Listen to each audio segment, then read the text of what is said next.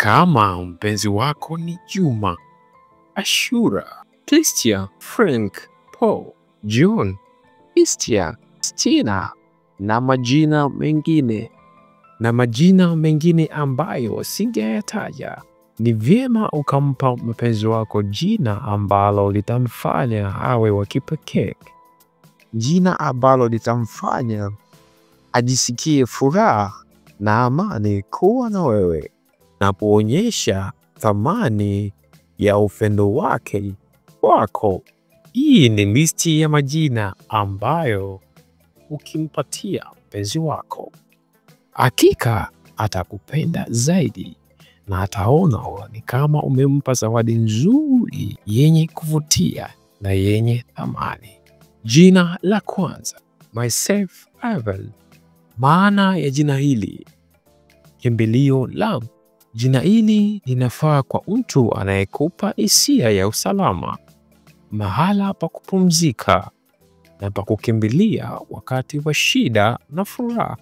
Jina hili linasisitiza amani na ulinzi unaopata kwa mpenzi wako. My serenity. Maana ya jina hili: amani yangu au utulivu wako.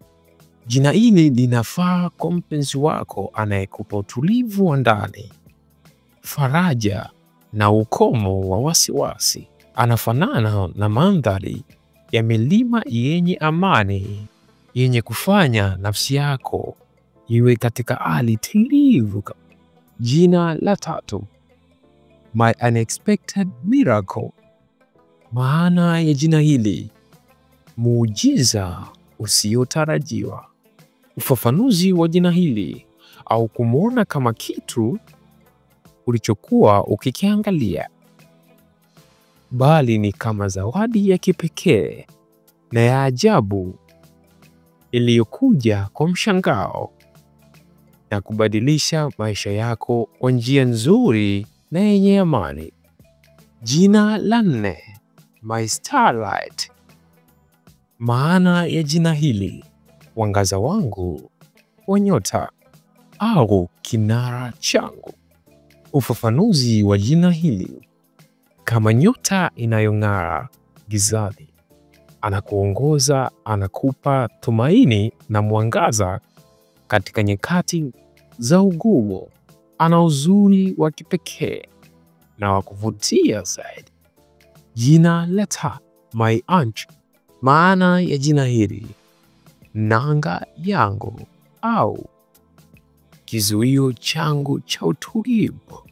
Ufafanuzi wa jina hili: anayekupa msingi wako thabiti, anayekuongoza na kukuzuia usipotee katika dhoruba za maisha. Inathibitisha udhibiti wa uaminifu kwake. Kwa majina haya na mengine, tafadhali like, subscribe na pia share video hii kwa wengine. Ni ndani ya Hotmax TV. Mpaka wakati mwingine, ni wakati wa kusema bye bye.